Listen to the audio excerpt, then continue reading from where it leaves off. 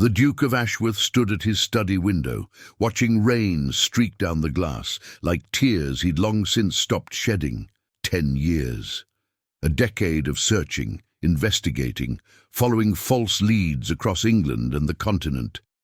10 years since that terrible night when his newborn son had been stolen from the nursery, leaving only a broken window and his wife's anguished screams.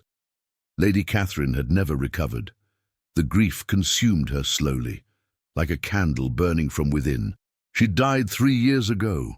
Her last words a whispered apology for failing to protect their child, and Richard Thornton, Duke of Ashworth, had been left alone in this massive estate, haunted by what he'd lost. He turned from the window, surveying the study that had become his prison.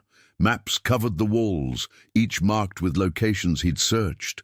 Ledgers filled with payments to investigators, informants, anyone who claimed to have information. A fortune spent chasing ghosts and shadows. And for what? Every lead ended in disappointment or deception. Your Grace, his butler, Harrison, entered with his usual discretion. The new laundress has arrived. Mrs. Dawson insisted I inform you, as you requested to meet all new staff personally. Richard waved dismissively. Just another servant. Have the housekeeper handle it. With respect, Your Grace, Harrison persisted. Mrs. Dawson says there's something unusual about this one. She has a child with her. A boy, about 10 years old. Mrs. Dawson thought you should decide whether to allow it. 10 years old. The words hit Richard like a blow. His son, 10 now. Would have been, he corrected himself bitterly. Whoever took him had likely sold him or worse. No child stolen from a duke's home could have survived long in whatever underworld had claimed him. Still, something made him nod. Send them up. I'll see them myself. 20 minutes later, a woman stood before him in his study. She was perhaps 30, with work-roughened hands and a face that spoke of hard years, but her eyes were intelligent and direct, meeting his without the usual servant's deference. Behind her stood a boy, and Richard felt his breath catch.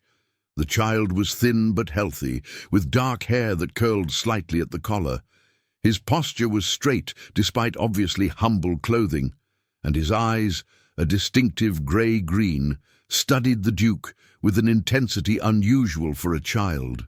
There was something familiar about those eyes, something that made Richard's chest tighten.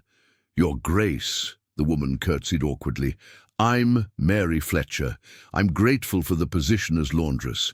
I know it's unusual to bring my son, but he's a good boy. Helps with the work and causes no trouble. I promise he won't be a burden. Your son, Richard repeated, his gaze fixed on the boy. What's his name? Thomas, Your Grace. He's 10 years old. 10. Richard felt the room spin slightly. Where were you before this position? We moved around a lot, Your Grace. I took work where I could find it. Been on our own since Thomas was a baby. And his father? Mary's expression hardened. Dead, Your Grace. These 10 years passed. Something in her tone struck false, but Richard couldn't place why. He studied the boy more carefully. There was an aristocratic quality to his features, despite the common clothes. The shape of his nose, the set of his jaw, even the way he held himself suggested breeding rather than poverty. Come here, boy, Richard commanded. Thomas approached without fear, stopping at a respectful distance. His eyes never left the Duke's face, studying him with the same intensity Richard directed at him. Can you read?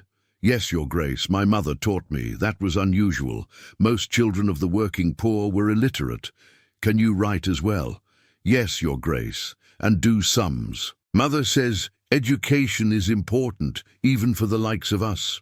Richard picked up a book from his desk and handed it to Thomas. Read this passage. The boy took the book and read fluently, with proper pronunciation and inflection. His comprehension was obvious from the way he paused at meaningful points.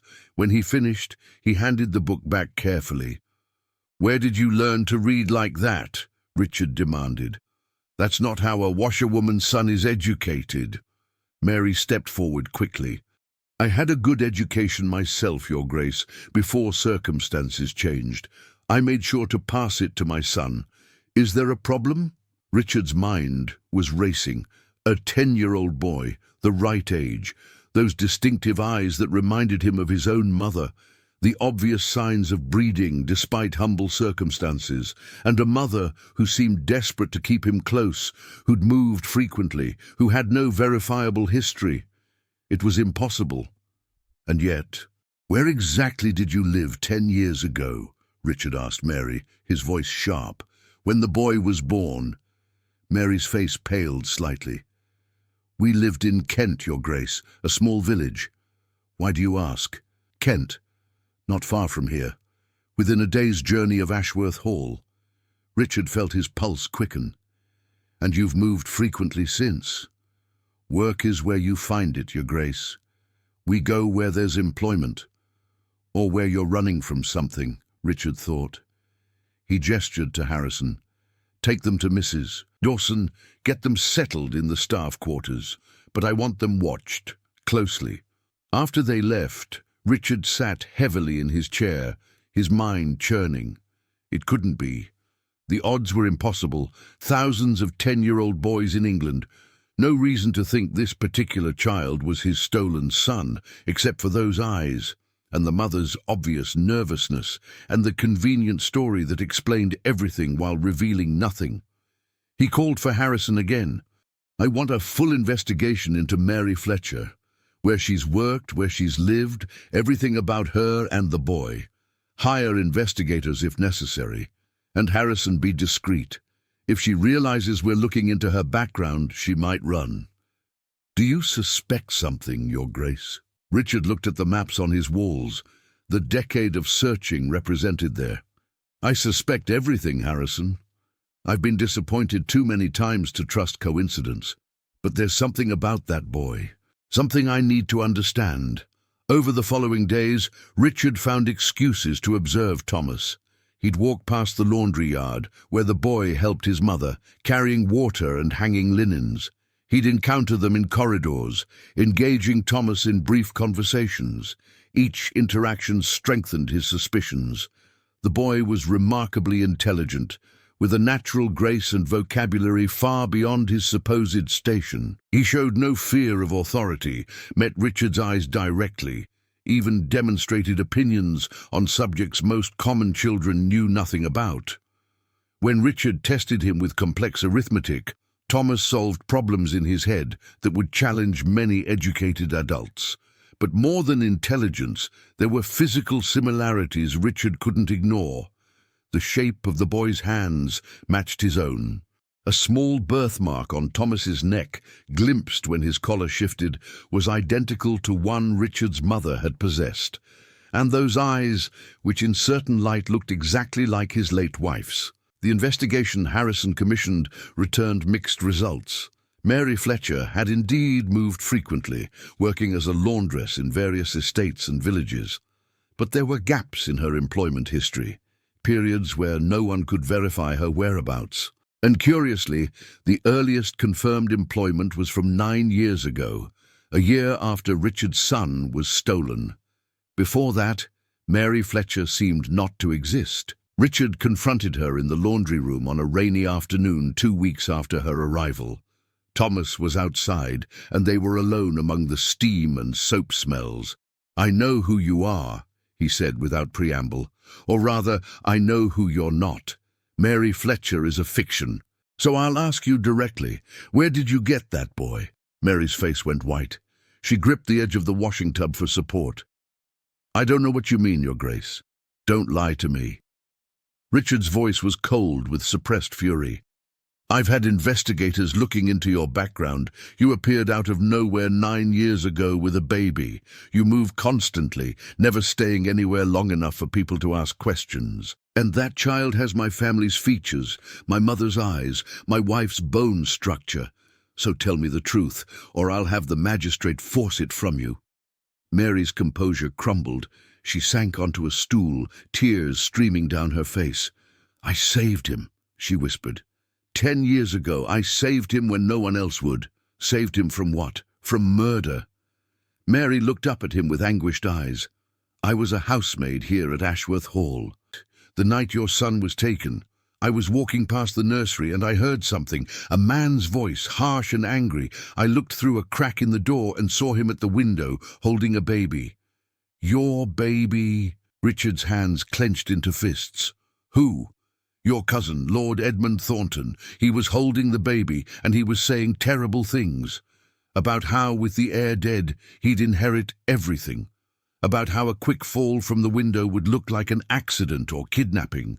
I saw him lean out, saw him preparing to drop your son onto the stones below." Richard felt the room tilt.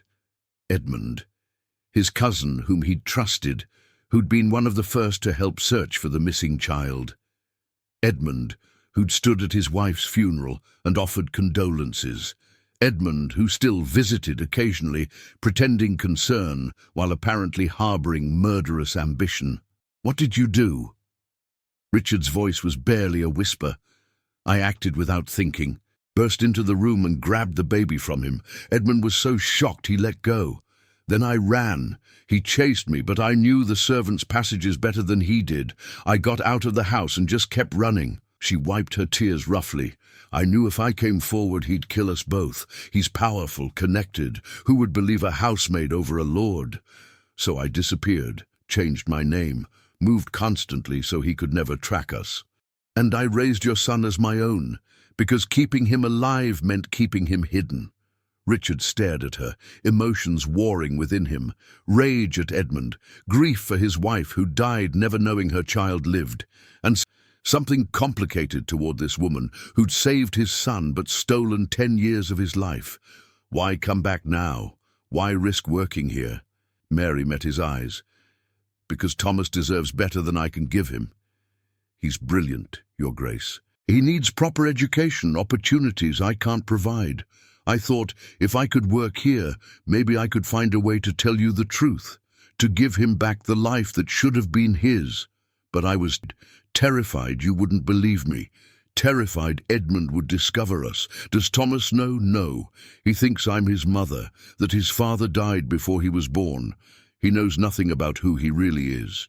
Richard walked to the window, looking out at the gardens, where a boy who might be his son played among the linens. 10 years lost. A wife who died in grief unnecessarily. A cousin who'd nearly gotten away with infanticide and inheritance theft. And a humble laundress who'd sacrificed everything to protect a child that wasn't hers. He turned back to Mary. "If this is true, if Edmund really did what you claim, I need proof, something that will stand up in court. Because I'm going to destroy him for what he did. But I need to be certain first." "I have something," Mary said quietly. She reached into her apron and pulled out a small cloth bundle. Inside was a silver rattle, ornately engraved. "The night I took Thomas, I grabbed this from the nursery. I kept it all these years, knowing someday it might prove who he was." Richard took the rattle with shaking hands. He recognized it immediately. His family crest, his son's initials. Catherine had commissioned it when she learned she was pregnant. It had been in the nursery that terrible night, and Richard had assumed the kidnappers had taken it. "This proves Thomas is my son," he said. "But it doesn't prove Edmund tried to kill him." Mary's expression hardened. "Then let's make him prove it himself." She outlined a plan so audacious, so dangerous, that Richard's first instinct was to refuse. But as she spoke, he realized it might be the only way to expose Edmund without endangering Thomas. It would require patience, acting, and trusting a woman he'd known for only 2 weeks, but who'd protected his son for 10 years. Richard looked at the silver rattle, feeling the weight of a decade of grief and searching finally coming to an end. "All right," he said, "we'll do it your way. But Mary, when this is over, when Edmund is exposed and Thomas is safe, we need to talk about his future, about what role you'll play in his life." "I know," she whispered. "I've always known this day would come, that I'd have to give him back. I just hope, when he learns the truth, he can forgive me for the lies." "You saved his life," Richard said firmly. "Whatever else you did, That matters most. Now let's make sure Edmund pays for trying to take it. Subscribe to our channel to discover how the Duke and Mary execute their dangerous plan to expose Edmund, and whether Thomas can forgive the deceptions when he learns his true identity. In the next chapter, a trap is set that will either restore a stolen heir or destroy them all. Chapter 2. The Trap.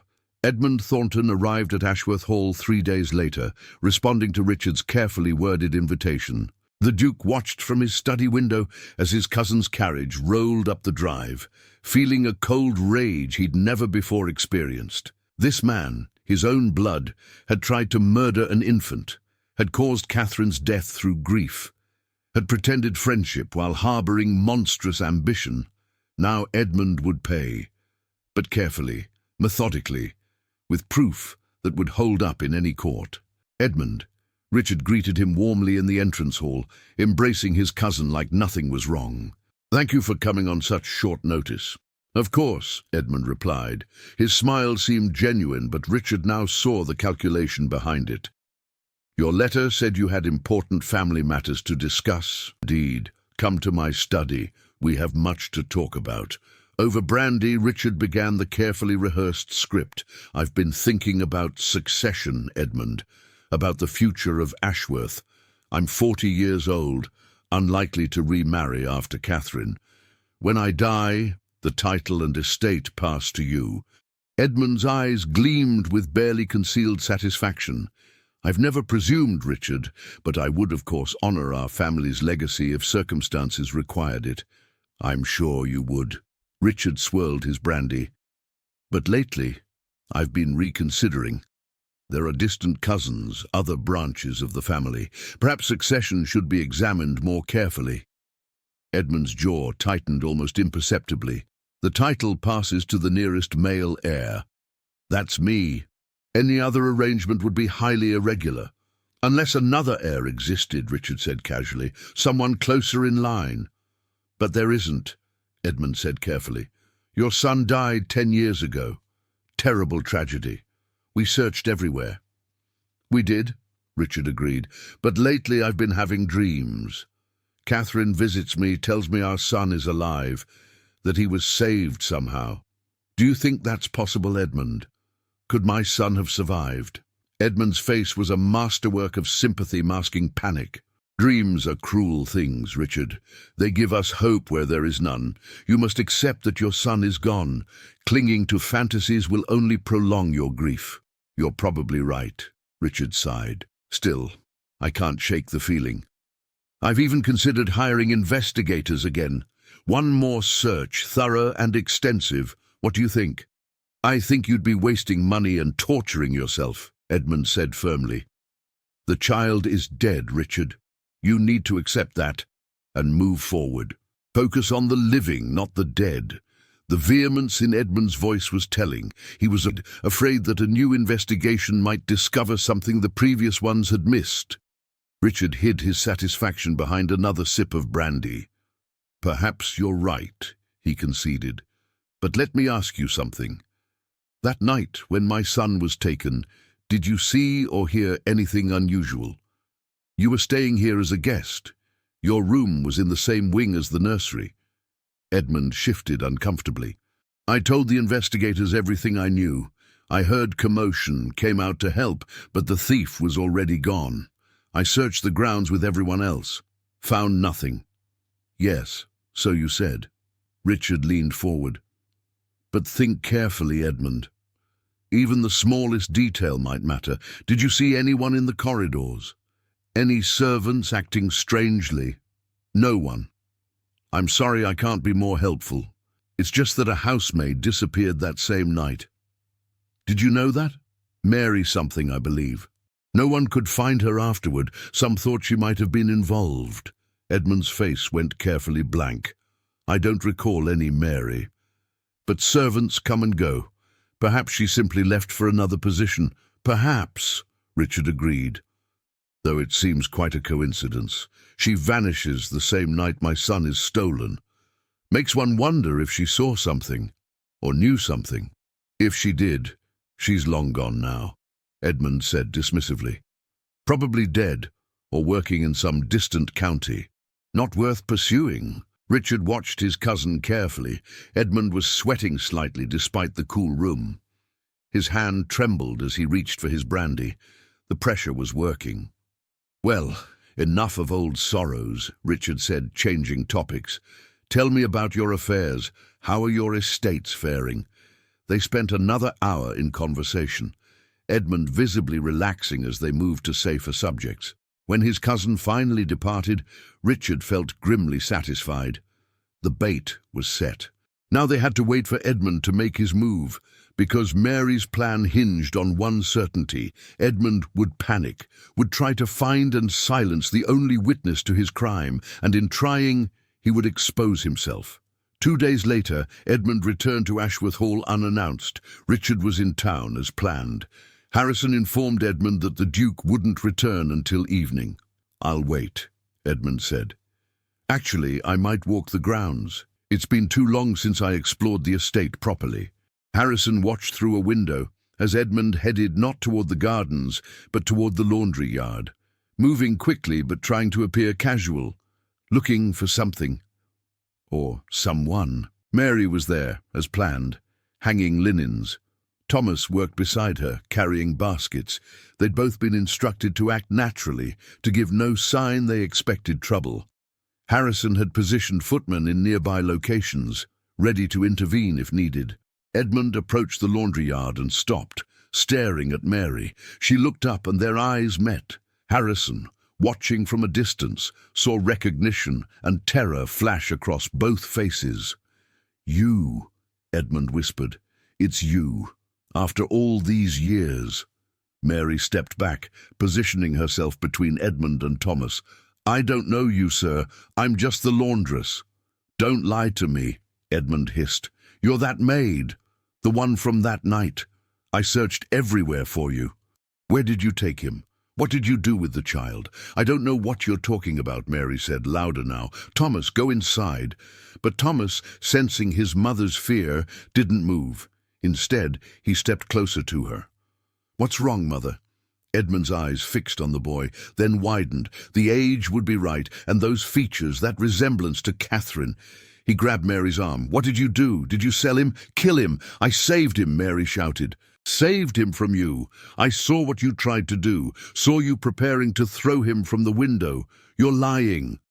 Edmund's control shattered. "You stole him. You destroyed everything. If you'd just let me do what needed to be done, if you hadn't interfered, this would all be over." "So you admit it?" Richard's voice cut across the yard. He stepped from behind a hedge where he'd been concealed, having returned early specifically for this confrontation.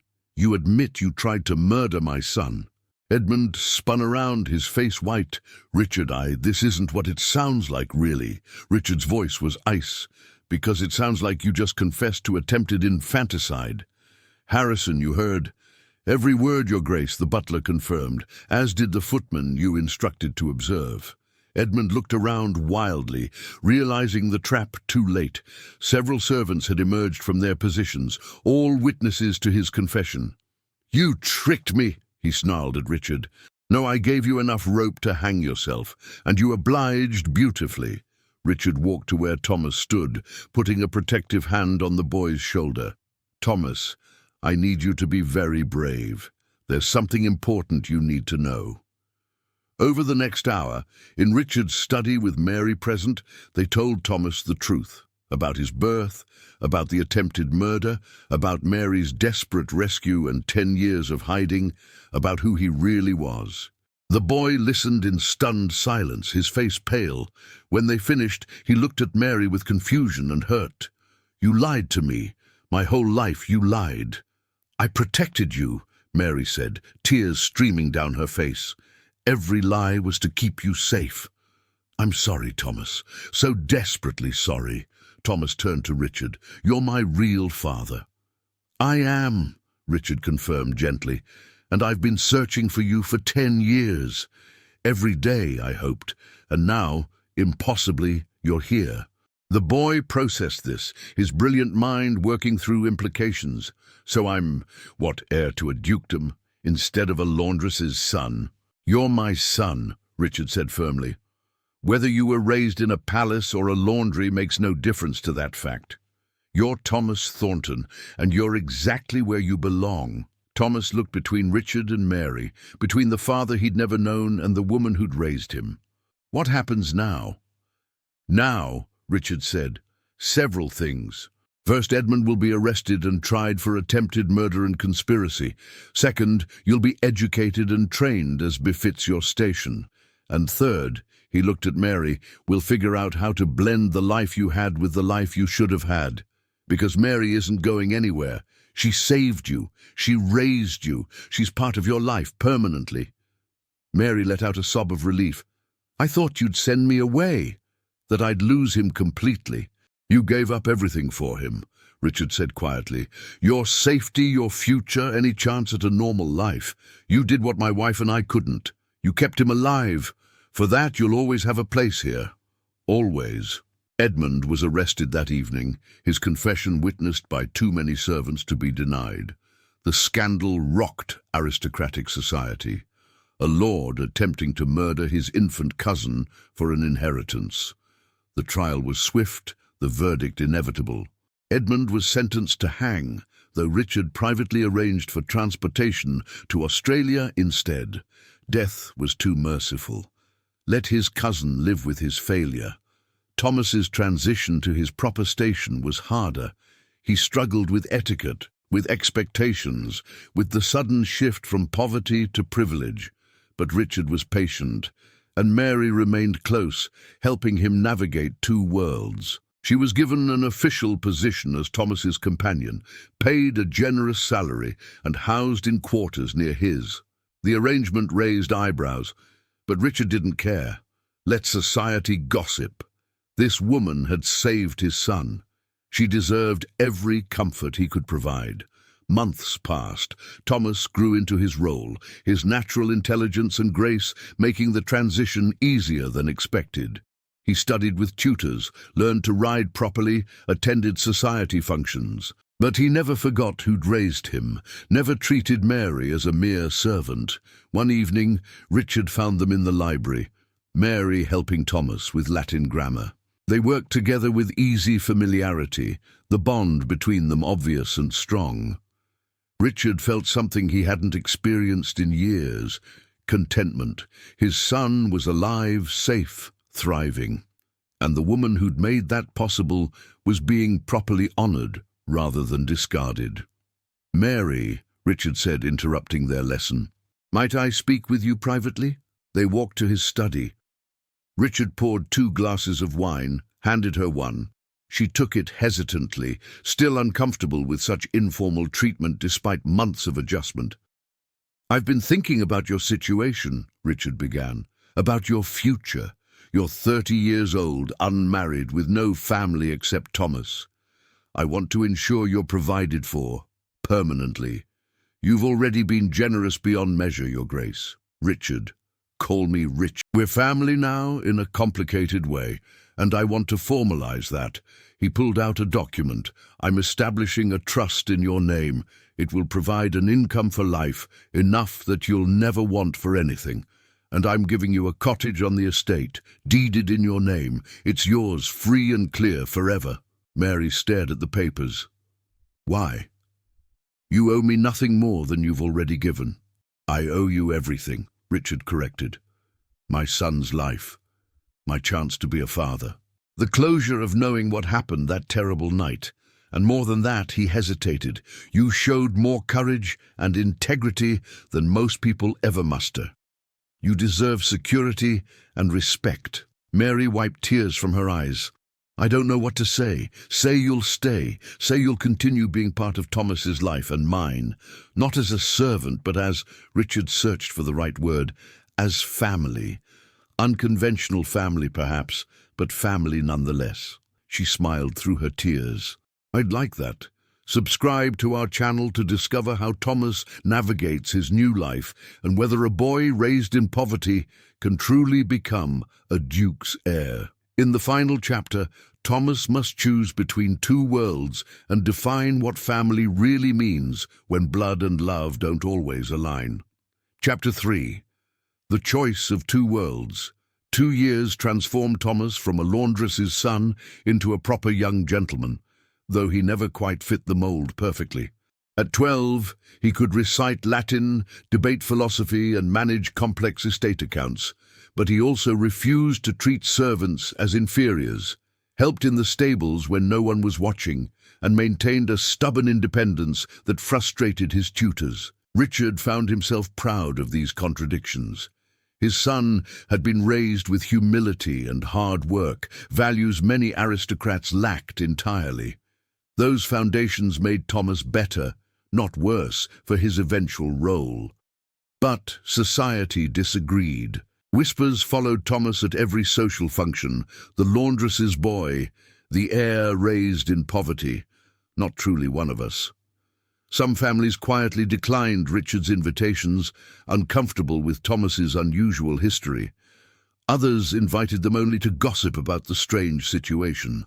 Thomas felt the rejection keenly. He'd gone from being nobody to being somebody unwelcome, an outsider in both his old and new worlds. The laundry staff treated him differently now, uncomfortable with the boy who'd once worked beside them, and aristocratic children his age mocked his rough edges, his occasional common phrases, his loyalty to Mary. One evening, Richard found his son in the stables, currying a horse with fierce concentration. Thomas often retreated there when troubled, finding peace among animals who didn't judge his background. "They're calling me the counterfeit duke at school," Thomas said without preamble, "saying I'm common blood pretending to be noble, that I'll never be a real heir, no matter what papers say." Richard felt anger burn in his chest. "Who said this?" Thomas shook his head. "Doesn't matter. They're right, in a way. I don't belong in their world. I don't think like them, don't care about the things they care about, but I don't belong in my old world anymore either. So where do I belong?" Richard leaned against the stall door. "When I lost you as an infant, I thought I'd lost everything. My heir, my future, any chance of continuing our family line. But having you back, seeing the person Mary raised, I've realized something. Being a duke isn't about blood or breeding. It's about responsibility, about using power to improve lives, not just preserve privilege." Thomas continued brushing the horse. "Easy to say when you were born to it. You never had to prove you deserved your place. True. But I've watched you these past 2 years. Watched how you treat people. How you question injustice when others accept it. How you remember what it felt like to go hungry, to be powerless, to be invisible. Those aren't weaknesses, Thomas. They're your greatest strengths. They'll make you a better duke than I ever was. But what if I don't want to be a duke?" Thomas's voice cracked with emotion. "What if I just want to be myself, without everyone's expectations crushing me?"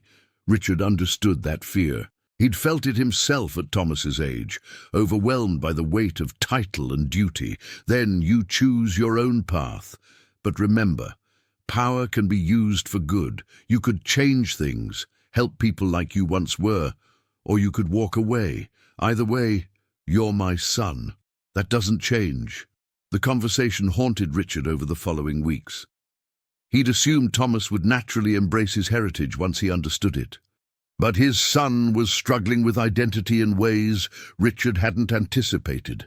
The boy existed between two worlds, fully belonging to neither. Mary noticed it too. She found Richard in the library one afternoon, concern evident on her face. "He's pulling away from both of us, spending hours alone. I'm worried about him.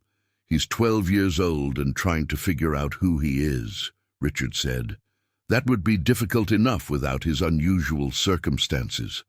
"It's more than that," Mary insisted. "He feels guilty. He's betraying me by accepting this life, and guilty toward you for resenting it. He's trapped between loyalties, and it's tearing him apart." "What do you suggest?" Mary sat down heavily. "Maybe I should leave. Go somewhere far away. Let him commit fully to being your son, without me as a constant reminder of who he was." "Absolutely not," Richard said firmly. You're his mother in every way that matters. Removing you would destroy him. Then what do? We let him choose. Give him real choices about his future, his education, even his name. Let him shape his own identity instead of forcing him into molds created by others. They called Thomas to the library that evening. The boy entered warily, sensing an important conversation coming. "Thomas," Richard began, "your mother and I have been talking." He always called Mary Thomas's mother now. "It felt right. And we've realized we've been making decisions for you without enough input. That changes now." Thomas looked skeptical. "What do you mean?" "You get to choose." Richard pulled out several documents. "These represent different paths. You can continue your current education and training as my heir, or you can attend a regular boarding school under an assumed name, living as a common student. Or you can study abroad, away from England's social constraints entirely. Whatever you choose, you'll be supported." "And if I choose to leave entirely?" Thomas asked quietly. "If I want to be nobody again?" "Then you can," Richard said, though the words hurt. "I'd give you money, resources, help you establish yourself wherever you want. But Thomas, understand something. You're not nobody. You never were. You're intelligent, capable, and valuable regardless of your title. The question isn't whether you deserve this life, it's whether you want it." Thomas looked at Mary. "What do you think?" She took his hand gently. "I think you should choose what makes you happy, not what makes us happy. I raised you to be strong and independent. Don't abandon that now because of circumstances you didn't choose. But if I reject this, I'm rejecting him." Thomas gestured to Richard. "And if I accept it, I'm rejecting you. How do I choose without betraying someone?" "You're not betraying anyone," Richard said firmly. "You're becoming yourself, whatever that looks like." Thomas was quiet for a long time. Finally, he spoke. "I want to stay. I want to be your heir, but I want to do it my way. I want to keep helping in the stables sometimes, keep learning from Mary, keep remembering what it felt like to be powerless. Because someday, when I'm Duke, I want to use that power differently. I want to help people like we were, change the laws that allow children to be exploited, make sure no one else has to live the way we did."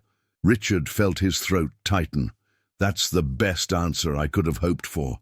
But Thomas continued, "I need you both to understand something. I'm not ashamed of my past. Not anymore. Let them call me the counterfeit Duke. Let them gossip. I know who I am.